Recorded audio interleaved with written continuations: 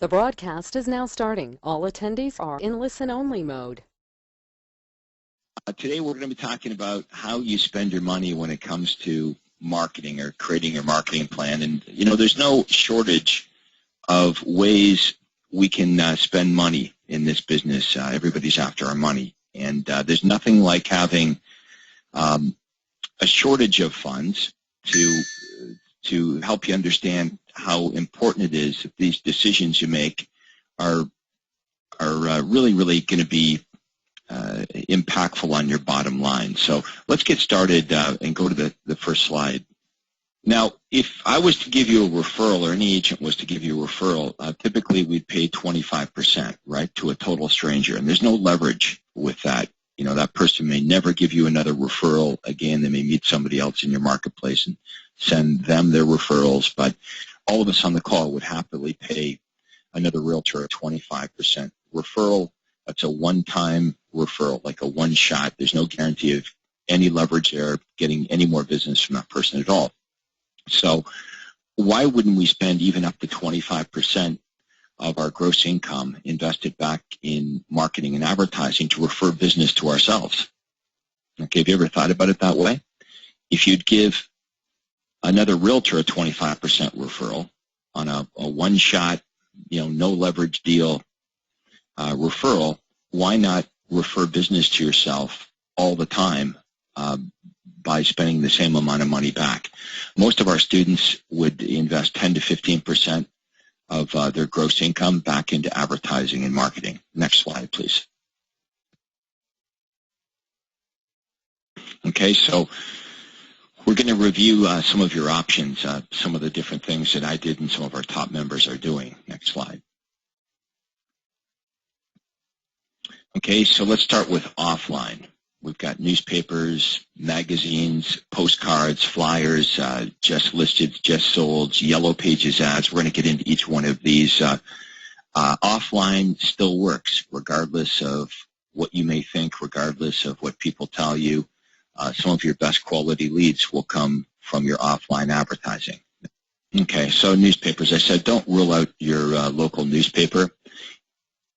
A lot of realtors think that that's passé, that people don't read the newspaper. But again, some of your best leads are going to come in from the paper, and it's a great time to negotiate with the newspaper because they are hurting for advertisers, because there has been a lot of people go online and leave a local paper.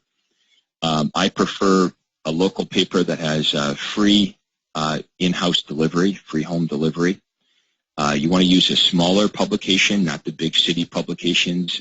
Generally, they'll run your ads properly. They appreciate your business. You'll be able to negotiate a much better deal. Problem with a lot of these newspapers or magazines is, you know, you have to go to a store to buy them, or you've got to go, you know, to try to get them out of a yellow box at the corner. It just you know, it's not going to work for you. You've got to find the right newspaper. You've got to be consistent with it. And I had one newspaper, that you're a banner, that really worked well for me. I mean, I made hundreds of thousands of dollars every year from that one paper. Next, please. With the newspaper, you can also negotiate for remnant space. Okay, every paper has extra space that they need to fill every single day, and I think I've got a couple examples of some of my remnant space ads. You can negotiate usually 30 to 50% off the normal line rate. Okay, and you don't want to talk to your salesperson about this. You want to talk to the editor. The salesperson will probably tell you it doesn't exist because they get paid on commission, and obviously they've got little interest in helping you pay less because they would be negotiating a pay cut for themselves. Next slide. Okay, it doesn't really matter what newspapers you read or what newspapers you like. You want to test them all. Okay, you're going to find very quickly through testing what day of the week, what newspaper works the best for you. Here's an example of one of my remnant space ads. Okay, so I would spend about $19 or $20 on an ad like that and made hundreds and hundreds of thousands of dollars on it. It's really that simple. You just got to find the right ad, be consistent, run it there. Whenever they had space, it would run. Sometimes it would run 2 or 3 times a week, sometimes only once a week, but that's a system, right? You give them the ads, and these decisions are usually made in the middle of the night, and whatever extra space they have, they start running your ads. Your competitors will think you're spending a lot more on advertising than you really are. Okay, other offline media options. You want to take advantage of your lawn signs. Don't run a normal, ordinary for sale sign. I'll show you some examples of what I did. Postcards and flyers. Okay, we've got some just listed signs as well, just sold, we'll show you. Bus benches, billboards, television, radio, yellow pages, creating your own magazine. I did all this stuff. Okay, and done properly, it can all work for you.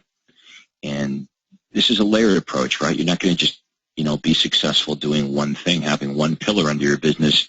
You want to have a layered marketing approach. You reach many, many different prospects in your marketplace that you normally wouldn't reach with just one media. So normal for sale signs are boring. Everybody has them. All the consumer sees is for sale or sold. So, it's free advertising, right? You want to take advantage of your signage. So here's what my signage would look like. I'd have a sign rider on top of the for sale sign. It says, move up to this home and Craig will buy your home for cash. Or for lower priced properties, buy this home with no money down. And then we had our Sunday tour of homes sign on. You could have a text sign rider on there. Or a lot of our members will have their 800 number. So they're driving traffic to, the recorded hotline message as well. Here's a close-up of the sign rider. And close-up of all the signage. There's the no money down rider. And postcards, you can go to bxlprinters.com and you can see all of the postcards that I ran. They're all there, and you can run these now. I think in the States for about 14.5 cents. I think it's called what is it called? Every door campaign or something like that. And in Canada, it's about 6 or 7 cents. Yeah, it's 14 cents every door direct campaign. Okay, about 6 or 7 cents in Canada to send these out. That's the best way to send them out is in the mail because people have to go to their mailbox. They're gonna grab this stuff and they're gonna read it. Okay, and it's got shelf life as well. If you offer someone an online evaluation, if they're kind of thinking of moving, even if they don't respond today, they might stick that on the refrigerator. So you've got good shelf life. Easy to track, inexpensive. You get one transaction. It pays for this over and over again. But the idea is to get, 10 times the return on your investment. Bus benches and billboards, did all that. Started off with messages that didn't work. It's not so much the medium, it's the message. Okay, if your message is a poor message, it's not going to work regardless of the medium. It's a great way to advertise and promote your unique selling propositions. And you've only got a few seconds to communicate it, so the message has to be pretty simple. Okay, it can't be too wordy. Let's have a look at some of these. So my 939 toll-free Toronto line. Okay, we had benches all over town and billboards promoting that. Of course, the bottom there, you've got another example here of a bus bench. This is the guaranteed sale program. Your home sold guaranteed, or I'll buy it.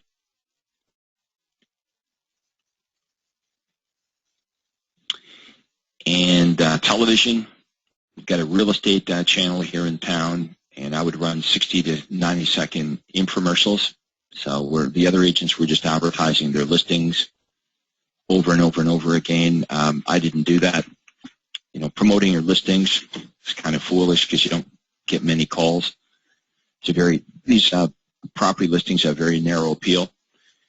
So instead of promoting my listings, I started to promote all of my different USPs, like the guaranteed sale program, the Sunday tour of homes, my team concept. There was another station that I advertised on that was a split screen, so half of the screen was a TV guide, the other half you could advertise on. So I'd offer a free over-the-phone or free online home evaluation or a free report on how to prepare your home for sale.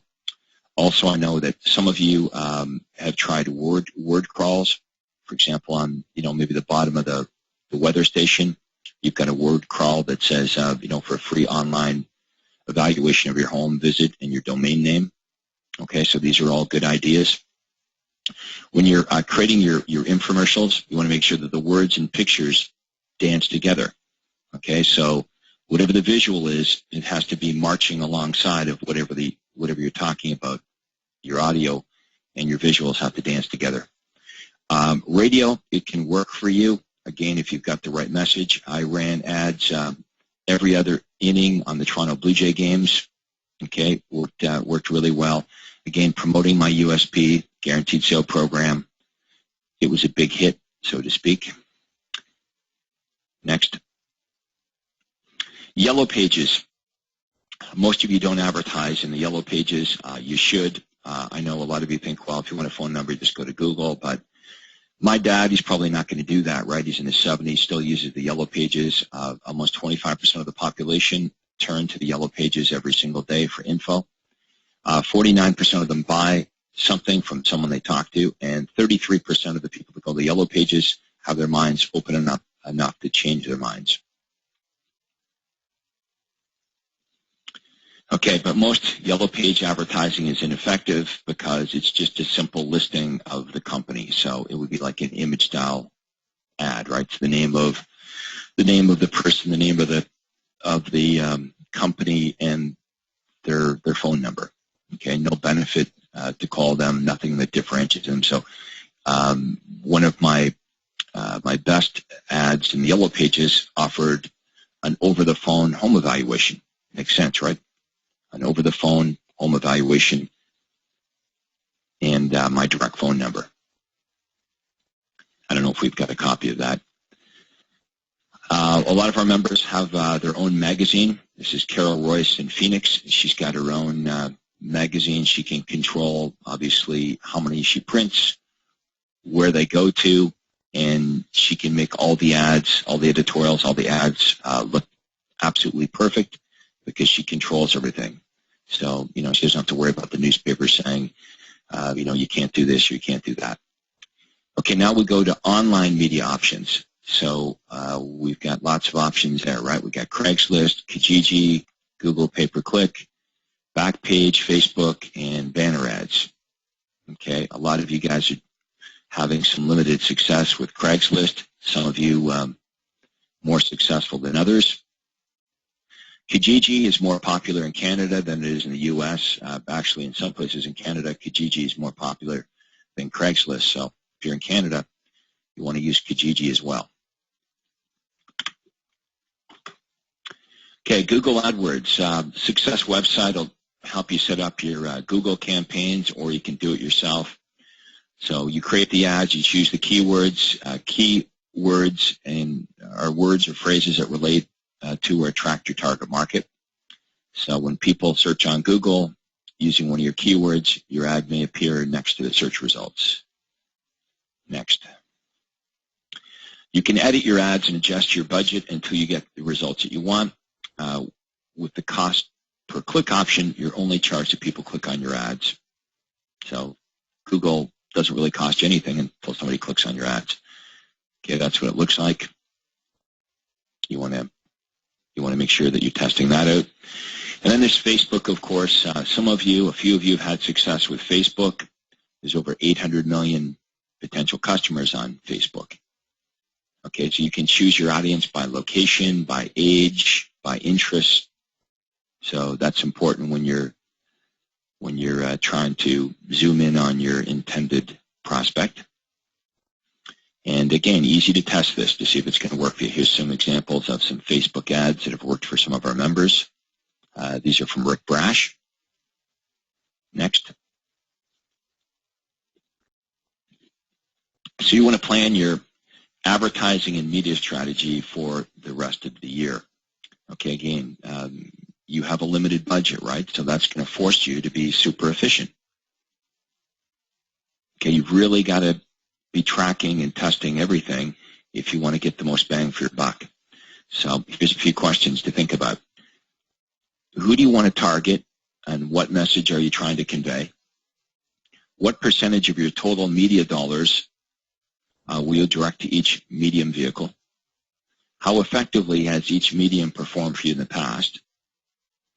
And what can you do to improve the effectiveness of each vehicle? Okay, your marketing and advertising strategy shouldn't be random. Okay, the more time, the more effort, the more thought you put into it, the more productive you're going to be. And don't just focus on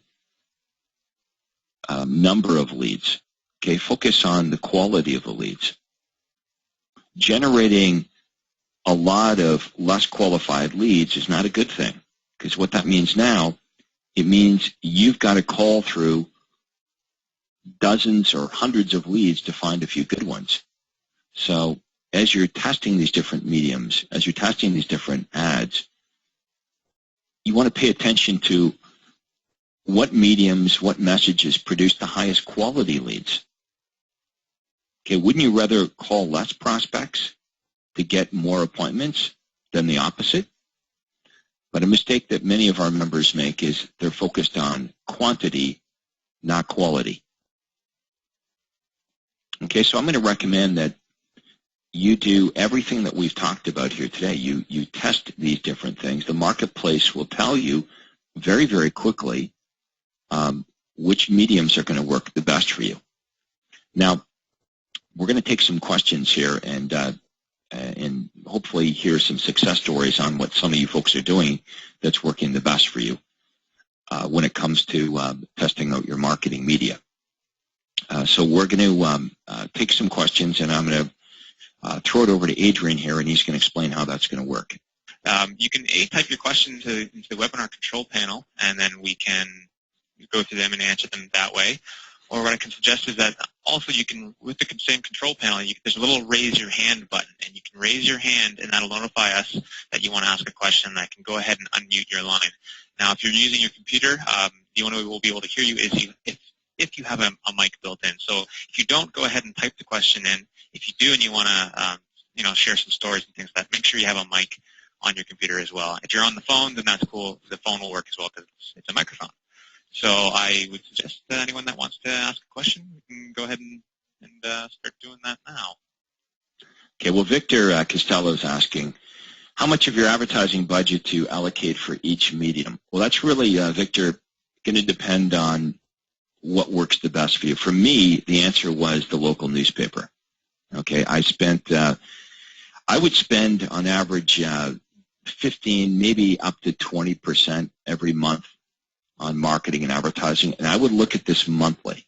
I would agree. I would recommend that you take a look at your marketing budget month to month and make sure that if you want to try something new, that money's got to come from something else, right? You don't want to keep adding different initiatives without discontinuing something else. So if I wanted to do more newspaper advertising and I wanted to spend an extra $500 a month, that $500 had to come from somewhere else. You got to be careful of that because you don't want to keep, adding layers of marketing without taking away things that are less effective, where before you know it, you're going to be spending way too much of your gross income back on marketing and advertising. For me, about half of that 15% that I spent on marketing and advertising would be in the newspaper. Okay, that was my number one expenditure, but it was also my number one lead generator for quality leads. Okay, so you're going to make the decision of where you're going to spend most of your money based on what's working the best. Okay, remember, focus on quality leads. Okay, not quantity. For example, for many of you, Craigslist is free, so you're getting your money's worth, right? It's free, but you're also producing a lot of low-quality leads. Okay, or would you rather run an ad in the newspaper that costs $50, even if it only produces 5 leads? If you're able to reach those leads, call them, and convert a couple of them into business, and your average commission is $8,000, $10,000, what was the better deal?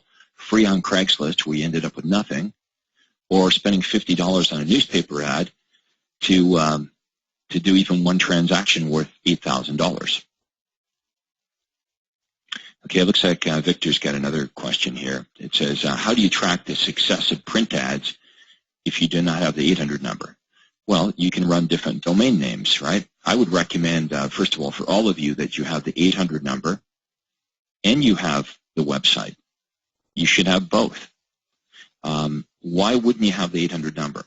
Probably because you think, well, you know, the 800 number is old school, just like many of us think, well, nobody reads the newspaper. It's not true. And especially when you're advertising the newspaper, you may get a lot of people that, like my dad, who is never going to visit your website. He's much more likely to go to an 800 number. So you're always going to see in my ads, unless it's something like an online home evaluation, other than that, I'm offering both the website and the 800 number as different ways for people to respond. And you're only paying 800 charges on your 800 number if people call into it, but that's a good thing, right? If people are calling into your 800 number, that means you're making money. Okay, next question here. Craig, we've got I know I see a couple of questions from Cindy. So she says, what percentage of, should use her budget for advertising? Sorry, let me try that again. What percentage should she budget for advertising? That's what Cindy would like to know. Well, again, we covered that at the beginning of the webinar. I would say you could go up to 25%. I personally like to keep it around 15% of my gross earnings. Okay, so if I gross $100,000 a year, I would spend $15,000 on marketing and advertising.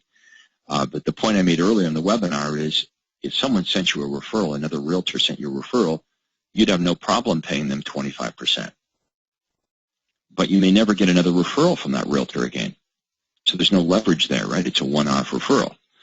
And since we'd all be willing to do that, why not spend even up to 25% to refer business to yourself? I mean, you've got control with advertising where you could refer business to yourself for the rest of your real estate career. The goal, of course, is to spend as little as we can to make as much as possible. But don't be penny wise and pound foolish when it comes to advertising and marketing. Like the Craigslist example I cited a few minutes ago is a valid argument, right? It's free to run on Craigslist. But if you're not generating quality leads, then even though it didn't cost you anything, you're not making anything, right? Or you're not making as much as you could. So is it better to run something at no cost or something that doesn't cost much to get poor results? I would argue I'd rather spend $1,000 on an ad if I knew every time I spent $1,000 on the ad, I made a $10,000 commission in return. So we've got to make these decisions based on what the return on investment is, not just what the initial investment is.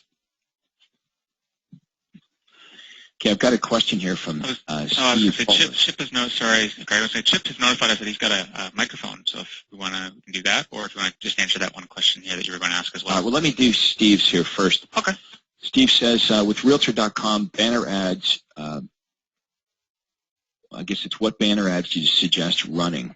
I would always suggest running, well, I would do either a USP ad or I'd do a less branded ad like the online home evaluation, right? If you're going to go branded, it's got to be with your USPs, okay? If you're going unbranded, then any of our unbranded messages should work for you. For example, I know that some of our members, Steve, have had success running less branded ads like bank foreclosures, you know, a free list of bank foreclosures. That's an offer that's going to resonate with buyers in most marketplaces. And I know that many of our members have done that on Realtor.com. So just run, you know, the must-sell or the distress-sell bank foreclosure ad should work well for you to attract buyers. For sellers, I would go with the online home evaluation campaign or find out what the home down the street sold for. Okay, let's go to your question, Adrian. All right. Let's check with Chip. Are you there? I'm here. Here we go. Great. Hi, Craig. Something actually worked for us today. Congratulations. It was bound to be your time. My question is a broad one, but I'll try and frame it up. I am in Southwest Florida. I have had some success in bringing buyers into a specific highly affluent gated community, and all, when I say gated, all the things that goes with that. My challenge is I'm trying to find out how to get them to respond to me or get me on the radar screen, owners that is, for when they go to list. I have had really no success doing that. And so the question really is there a template that you guys have that might say, in general, when you're going into and trying to farm, if that's the right word, a affluent community, you need to have this 12-month plan. And a typical successful one would include, send a whatever postcard it is. Next month, send whatever it is. Next month, that, if you get my drift. I am really struggling and have spent a lot of money and got nowhere. So I'm just wondering, is there some template? Is there some collaboration that's available to plan a 12-month, if that's the right number, program to really crack in there and get on the radar screen? Well, I don't think one size fits all. So, I'd love to be able to say, here's exactly what you and everyone else should do, and it's going to work wonderfully for everybody. But unfortunately, that's not the case. What you're basically talking about here is you really want to dominate a target market, correct? Not even dominate it, just get in there and pick up a few listings. Okay, well, I always like to have world domination in the back of my mind because it's there. I just didn't want to be too cocky. Yeah, well, you got to start somewhere. You got to get your foot in the door. But I would start. You could send a newsletter out. You could one of the best campaigns that I found to get my foot in the door with a neighborhood or a marketplace was offering postcards, sending postcards out, offering an online home evaluation or the area home sales report. That worked really well for me. And then once you start to get some listings, people see your for sale signs and your sold signs throughout the neighborhood. Also sending out statistics on what's going on in that neighborhood in the form of a newsletter is very useful. Okay. So I don't know if you have a newsletter, but it's easy to provide useful information by going to MLS. And for example, the area that I focused on, you probably heard me mention this, is a golf course community called Glenway Estates. Right. So I would feature every month all the homes that had sold, information on what they were listed at, how long it took to sell, the sales price, the square footage, a little information, the homes that were currently listed and newly listed. And who's going to be reading that kind of information is people that are, about to be buying or selling in that community. So really, I call this trust-based marketing, where you're really trying to position yourself as the expert in that area. Okay. So postcards are an easy way to target a geographic area for the obvious reason that you can go to the post office now. You can say, these are the very streets I want to go to, and you can pound that area every week or every other week and test different messages until you start to see results. But once you get listings in the neighborhood, when this is starting to work, people are going to see your name all over the place, and your campaign started. You can send out just listed and just sold at that point, and things just build on their own. Okay. Thanks. Okay, so I would, the short answer to the question is start with the postcards. Okay. Appreciate it. Okay, thanks for being part of the webinar here today. Do you want to go to the phone lines, Adrian, or do you want to take some more questions that were typed in? Back to typed in, because we got quite a few still sitting in there. Yeah. Okay, next question is, looks like Sab Taylor. What companies would you recommend to set up and distribute your postcards? Well, I would recommend BXL for printing the postcards. You can go to bxlprinters.com. But it doesn't matter whether you're in Canada or the U.S., you can just send them to the post office now. Okay, the Every Door campaign in the U.S. In Canada, I don't know what it's called, but it's the same idea. You're going to basically circle postal walks. Okay, a postal walk consists of a number of streets. So you just basically work with the post office. You list the streets or the postal walks that you want the postcards distributed to, and they take care of it all. It's 14.5 cents in the U.S. and about half that price in Canada to have all of your postcards distributed right by the U.S. Postal Service or by Canada Post, right, door to door to the very area that you want to target. Oh, this is in Canada. Okay, so in Canada, you're going to use Canada Post. I think I was paying 6.5 cents a piece, which is really, really cheap. Okay, next question is from Mike Watts. And Mike's question is please list in order the most successful and best lead generator methods. I feel prospects will best target those sellers that will target the sellers you want to work with. Tell me the best postcard strategy. Okay, I'm going to say as far as postcards, Mike, for sellers, the online home evaluation campaign on one side and find out what the home down the street sold for on the other side was my absolute number one postcard for sellers. Okay, as far as putting all of my lead generators in order, I'm going to say in the newspaper, the classified ads under homes for sale and the display ads, those same ads run randomly as remnant space outside of the newspaper were probably my best bang for the buck. Postcards, I sent out 20,000 of them every other week. Okay, that was, I would say, my second best lead generator. I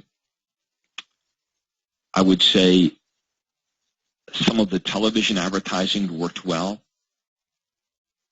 Okay, promoting my USP. And the outdoor advertising, the bus benches worked very, very well. Again, promoting your USP. Doesn't really work with the less branded advertising at all, or didn't for me.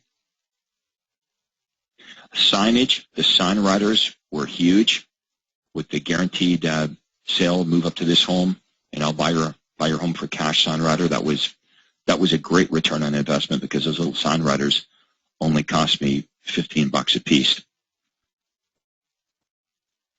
And after that, I would say like everything paid for itself, but the biggest things I just mentioned, those were the biggies. But everything I did paid for itself. I got a good return on investment, or you just simply don't continue doing it. The postcards, again, I sent out 20,000 of them every other week, and they went to the exact same streets. A lot of people are amazed by that. They say, well, how could you send out the same postcards over and over and over again to the same streets for years and years and years? You have to understand the marketplace is like a moving carousel. Okay, people that would ignore your postcard today will pay attention to it 2 weeks from now because maybe something in their life has changed. Okay, so the person that receives my postcard today that ignores it is happily married. 2 weeks from now, they're going through a divorce, or they've lost their job, or they're being transferred. So that's why I like to call this automatic marketing, because when you find strategies that work, you'll find that they'll usually continue to work. So you can create these little systems that are automated. So, for example, my assistant delivered the postcards every other week. It had nothing to do with me. BXL printed them up. My assistant would send them to the post office. We knew exactly what streets we're going to send them to. The newspaper had those remnant space ads in their files. Okay, so they just ran like every single week, and they continued to work. So you want to create these little systems for yourself, so when you find out what works, that you just hit the repeat button over and over and over again. Mike also just posted another response to that. He says, always the same card, unbranded? For me, that was my winner, and I couldn't find, like, you want to test for sure, Mike, but I couldn't find anything that worked better than that one. And see, here's a mistake that we often make as realtors is we get bored of our advertising before the public does. Right? We get bored of our advertising before the public does. So, you'll see realtors that have something that really works well, and they change it for change's sake. They become bored of it, and they try something else, and the something else that they try doesn't work as well. So, absolutely yes, it was the same postcard. Every other week for over 10 years, and I got pretty much the same results every time I sent it out, and I couldn't find I tested and I tested, but I couldn't find anything that worked better than that, so I stuck with the winner. We do have someone that thinks they have a microphone, so we'll go ahead and we'll try to unmute their line here. Okay. So her name's Kelly Ann. Are you there, Kelly? Yes, can you hear me? There we go, yep. Okay. I just had two questions. One about the 800 number, and if you were referring to an 800 number that is manned in your office, in other words, the calls are coming in and somebody is answering them on the spot, or are you referring to an 800 service? Yeah, I'm referring to the 800 service. I think you should have some type of sign rider on the bottom of your for sale sign, either allowing prospects to get an immediate text message back, because the text message, you can capture their phone number that way, or the 800 service number with a 4-digit ID number for each one of your listings. Okay. And then my next question was, I'm not currently on Realtor.com, and I was curious if that was something that anyone knows was successful, and what the stats are on that. Is it really worth the money? And I think we'd hear different opinions. If you run the right message, most of these mediums will work for you. That's really the key. And just like different messages are going to, work differently, different mediums are going to work better. So I hate to say to anybody, this will work or this won't work, or I think this will work better, without each one of you testing different ads in these different mediums. And then you're absolutely right that we want to create a pecking order. So you guys are definitely right, asking the right questions here. Of what would be the best medium? Well, that's what we've got to find out, and only you can find that out in your marketplace, because things will vary from one place to the next place. So, for example, in my marketplace, you've heard me say on the webinar here today that my local paper was my #1 source of leads. But let me share a quick story with you. When I expanded my marketplace, I was up to about a 15% market share here. That means 1 in every 8 houses that sold had my sold sign on. I figured that I was sort of saturated in this marketplace. So in other words, I could throw more money into it, but I probably was going to get diminished returns. So I decided to start to expand to the market south of me. The market south of me, it's called Richmond Hill and Thornhill.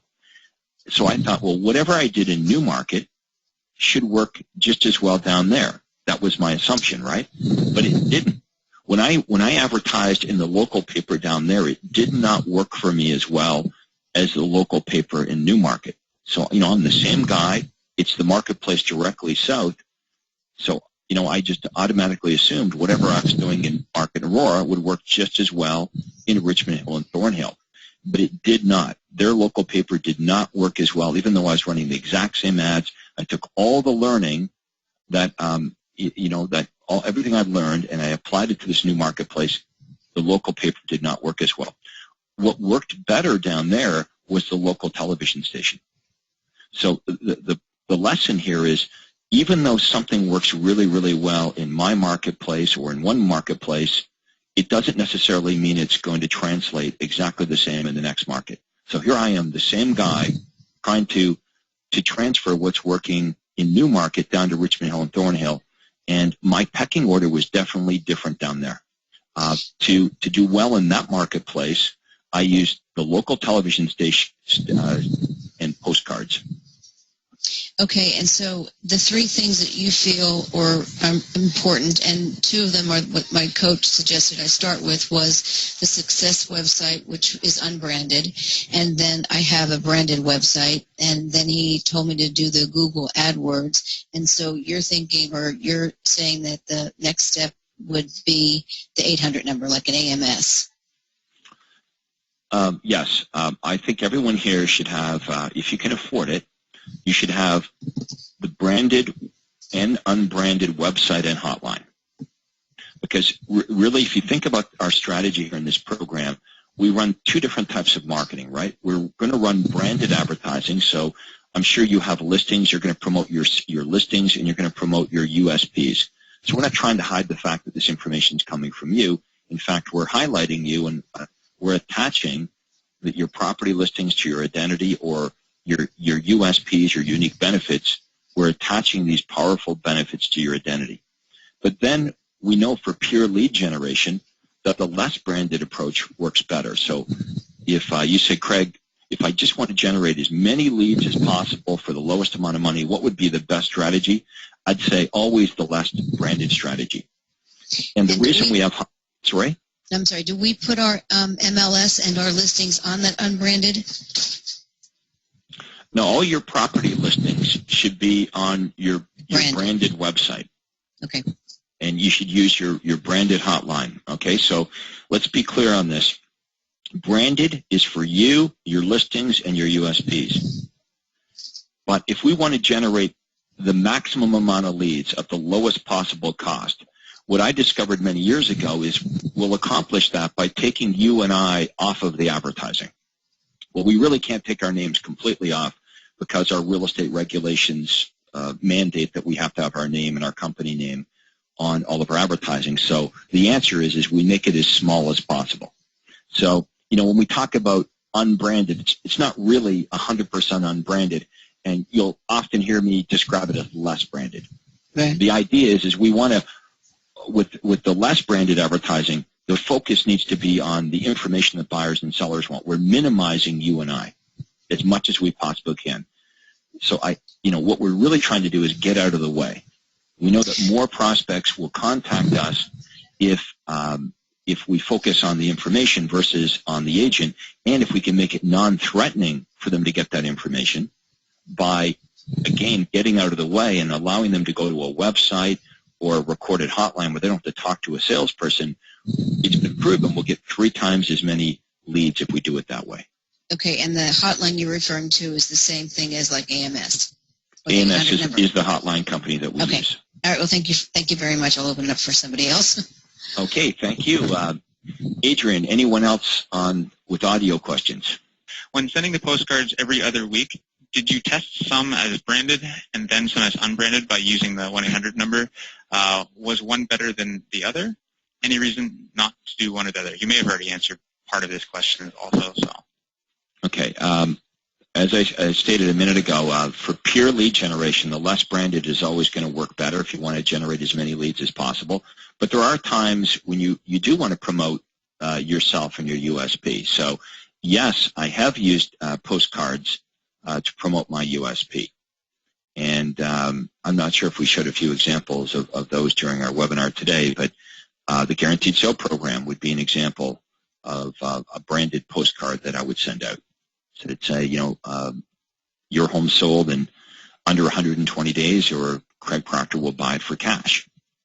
Okay, so that is a postcard that I will send out. Now, again, you're not going to generate as many leads because it's branded, but you are going to do a much better job of attaching a very specific and powerful benefit to your identity. So lesser leads, but anyone that responds to that is going to be a higher quality lead. So it's that quality versus quantity. Okay, his response is he's really trying to understand if when you were sending out the postcards every 2 weeks, were you doing branded or unbranded? Unbranded. Okay. Unbranded. If you go to bxlprinters.com, you can see those postcards. Online home evaluation campaign on one side, and find out what the home down the street sold for on the other side. In fact, in our webinar here, if you scroll back, you can find that very postcard. We can show it to everybody right now. Sorry, Craig, which one was it, the postcard? Just go back to the postcards. Okay, let me get playing here. Okay, Okay, find out what your home is worth online. Okay, so there it is right there. There's the front side and the back side. Okay, now, on one side, we're driving traffic to the 800 number, right, the AMS recorded hotline service. And on the flip side, we're driving traffic to the less branded success website. Okay, that's the postcard, 20,000 of them that would go out every other week. Now, I have different versions of it. It's the same message, but I would change up the look of the postcard. Again, you'll find all those different looks at bxlprinters.com. Okay. We do have a mic question, like a phone line, if you want to take that now from Armando. Okay. Just unmute his line here. Armando, are you there? Hi there. Can you hear us, Craig? Yes, Hi, perfectly. Perfect. Okay. Our question is, we've been using Google pay-per-click for about a month, but we're finding that the biggest hits are coming from Toronto and Scarborough distress sale. But when I'm qualifying the buyers over the phone, they're very, very poor leads. Any thoughts on that? Yeah, don't do it. Don't do it. If the leads are poor, you want to change things up to see if you can improve the quality of the leads or abandon it. Okay, yeah, because we got to be okay with just abandoning certain things after you've played around with it and you've done your best testing different messages, because it just may not be the thing for you. Even though you may come on calls like this and you hear other people that are doing really well with it, it could be that for you and your marketplace, it's just not going to work as well. Yeah, well, we're considering, we're trying to figure out how to increase our click-through, because for the online evaluation or VIP buyer, we're getting a lot that are clicking on it, but virtually no traction in terms of leads for sellers. Okay, it could be your landing page. So we should work with the IT people in Toronto. We've customized the pages for Toronto, Markham, Scarborough, but even we've only done it for 2 weeks or a week and a half. Well, it leads me to believe that you've got a landing page problem, because if you're getting lots of clicks, okay, lots of hits on your website, then I'm going to argue the ad's doing its job, right? Now, the other thing I did was a couple of weeks ago with your team, we created 5 individualized pages for Toronto, Markham, Richmond Hill, Scarborough, and North York that they're identical to these pages, except that they have a picture across the top of the city in question, and it mentions the city several times. So one of them will say, beat out other buyers to hot Toronto listings or Scarborough listings, North York listings. So we're getting people to go on the landing pages, but traction for sellers has been virtually zero, particularly in Richmond Hill and Markham. Okay, what's the ad say? We haven't changed the wording. It's exactly what you're looking at. It's just customized. There's a couple of pictures of the cities involved, and the ad.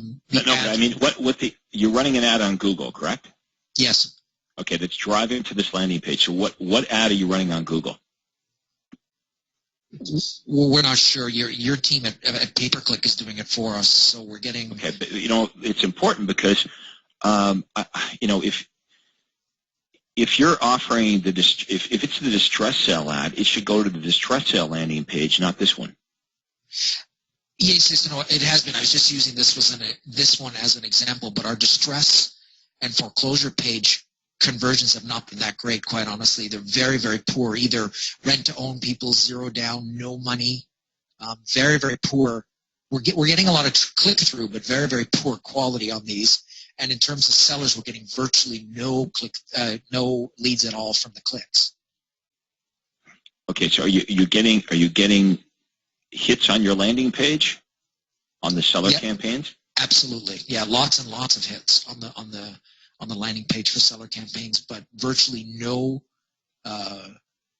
leads at all coming from them. What are you running, the online home evaluation? Yes. Now, as I say, the more specific pages, which I can't direct you to right now, they come directly off of Google, have pictures of the city, but they say the identical thing, and they mention the name of the city. So it's almost completely unbranded. It just looks like a website that would give you information on on particular areas in the Toronto area. Okay. Have you tried other mediums outside of Google? No, not yet. Okay. So maybe for you, Google's just not going to be it. Just like in Newmarket, I told the story a minute ago, the local paper Newmarket kicked some serious butt for me. It really worked. But when I moved down to Richmond Hill, it didn't. Okay. Now, you know the Newmarket, Richmond Hill area, right? Absolutely. You know that the newspaper in Newmarket and the newspaper in Richmond Hill it's owned by the same company. Mm-hmm. It's owned by Metroland. Yes, same as our newspapers here. Right, same as your newspaper. So you can see that having all this success in Newmarket with the newspaper, I was thinking when I moved to Richmond Hill and I started to market down in Richmond Hill and Thornhill, the obvious thing to do would be to use the same newspaper down there that's owned by the exact same company, Metroland. It didn't work as well for me down there as it did in Newmarket.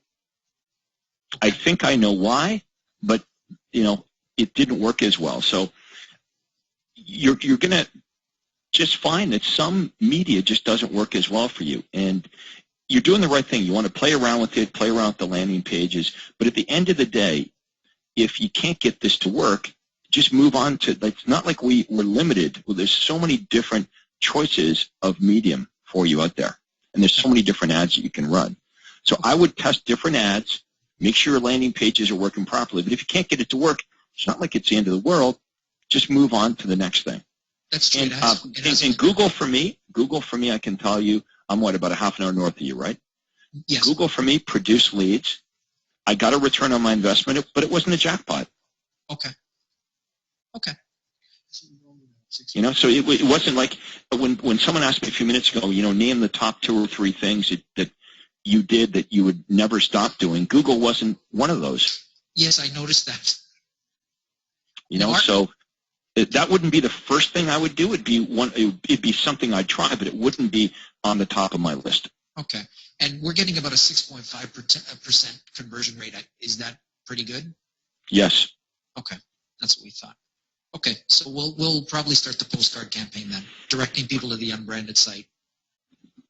Yeah. You can keep testing the Google, but okay. I think you're going to find with way less work and effort, you're going to find other approaches that will work way better. Okay.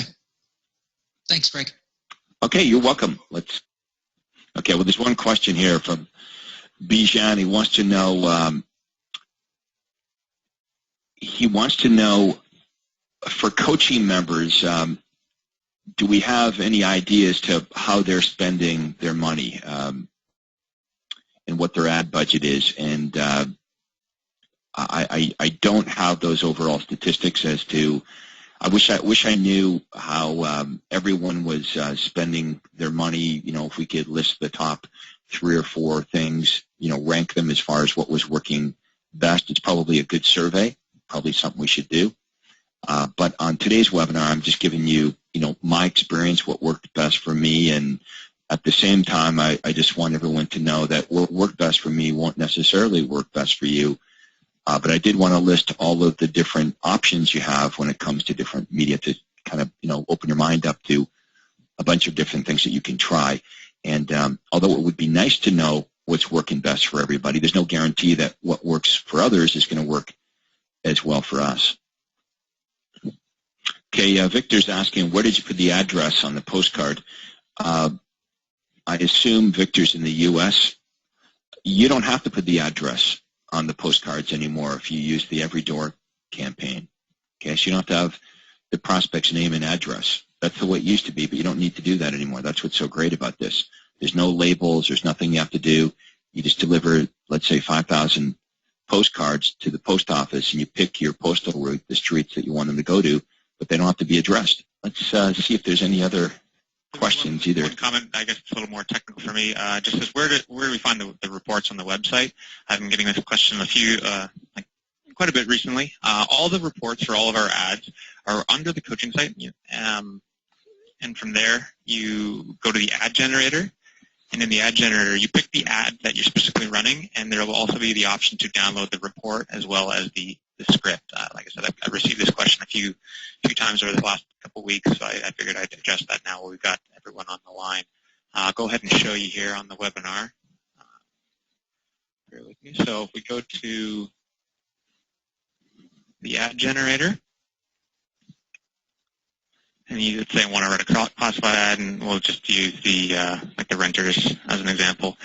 So when you go to generate your ad here, there's two other buttons beside the generate one that says download hotline script and download the special report. So that's where you would find those reports. Like I said, I've received this question a couple times. So everything's under the ad generator associated to the ad you're running. So we try to keep it all combined together. So did you find any questions in there? You know, Adrian, can you go to YorkRegionHomeInfo.com, www.YorkRegionHomeInfo.com. Yep. I want to show everybody my branded website. So if you want to make sure that your website, your landing pages look the same as mine, you can just model after my less branded site at YorkRegionHomeInfo.com. So go under sellers, click on sellers at the top there, Adrian. Yep. And then look at find what's your home worth, click on that. Yeah. Okay, so that's what my landing page looks like for the online home evaluation campaign. So I know there's been some issues with some of you mistakenly getting the wrong landing pages through Success website. So all you have to do is look at mine and make sure you've got what I've got, and then you're all set. You've got the best and latest version. Okay, let's see if there's any final questions either by audio, microphone, or telephone, or typed in. So there's another question here that was typed in. It says, how specific should the domain name be for an area? How specific should the domain name be? Well, you don't want to be, you don't want to target an area that's too small. So you'll notice on my less branded site that's up right now, they see the domain name is YorkRegionHomeInfo.com. York Region is got, I don't know, about 800,000 people. So I wouldn't have NewmarketHomeInfo.com because Newmarket only has 70,000 people. So, you want to pick a domain name that's specific enough yet big enough that it makes sense. Okay, so, if you enter your town in there, you'll find that those domains are available. All right, thank you. And we're going to wrap it up here. We're out of time for today. I hope you enjoyed our webinar. Remember, tomorrow is our Thursday lead generation role play call, and Friday we've got our ad clinic call. So make sure you mark both of those on your calendar. They're both at 11 a.m. Eastern Time. Our office number is toll-free 1-800-538-1034. If you have any questions for us, you can reach us there. And everyone have a great day. Thanks for being part of our webinar. But that concludes today's call.